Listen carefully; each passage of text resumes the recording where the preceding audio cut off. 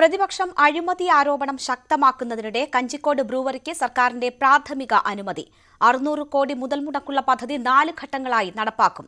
Excise കമ്മീഷണറുടെ ശുപാർശ പരിഗണിച്ചാണ് ഒയാസിസ് കമ്പനിക്ക് പദ്ധതിയുമായി മുന്നോട്ടു പോകാൻ സർക്കാർ അനുമതി നൽകിയത്.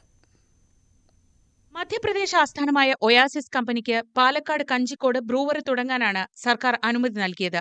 16-ാം തീയതി പുറത്തിറക്കിയ ഉത്തരവിൽ 1-ാം ഘട്ടത്തിൽ വിദേശ മദ്യ ബോട്ട്ലിംഗ് യൂണിറ്റ് സ്ഥാപിക്കുമെന്ന് വ്യക്തമാക്കുന്നു. 2-ാം ഘട്ടത്തിൽ എഥനോൾ നിർമ്മാണ യൂണിറ്റും 3-ാം ഘട്ടത്തിൽ മോൾട്ട് സ്പിരിറ്റ് പ്ലാന്റും നിർമ്മിക്കും. 4-ാം ഘട്ടത്തിലാകും ബ്രൂവറി. പദ്ധതിക്ക് ആവശ്യമായ വെള്ളം വാട്ടർ അതോറിറ്റി നൽകുമെന്നും ഉത്തരവിലുണ്ട്.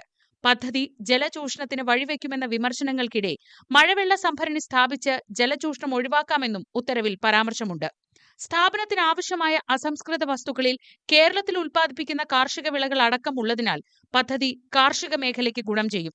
20 വർഷത്തെ പ്രവൃത്തി പരിചയമുള്ള ഒയാസിസ് കമ്പനി സംസ്ഥാനത്ത് കൂടുതൽ തൊഴിലവസരം സൃഷ്ടിക്കുമെന്നും ഉത്തരവിലുണ്ട്.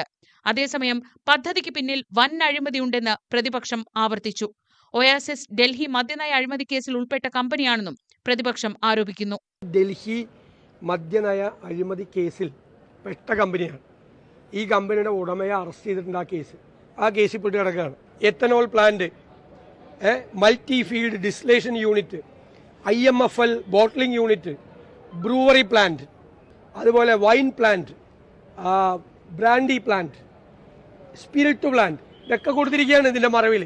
ടെൻഡർ വിളിക്കാതെ ഒയാസിസ് കമ്പനിയുടെ കയ്യിൽ നിന്നൊരു അപേക്ഷ എഴുതി വാങ്ങി ആ അപേക്ഷയുടെ പുറത്ത് ക്യാബിനറ്റിൽ കൊണ്ടുവന്ന് തീരുമാനമെടുക്കുന്നത് രാജഭരണകാലത്ത് പോലും നടക്കാത്തൊരു കാര്യമാണ്. ബ്രൂവറിക്ക് അനുമതി നൽകിയത് പൊതുസമൂഹത്തോടുള്ള വെല്ലുവിളിയാണെന്ന് വിമർശിച്ച് സർക്കാരിനെതിരെ KCBCയും രംഗത്ത് വന്നു.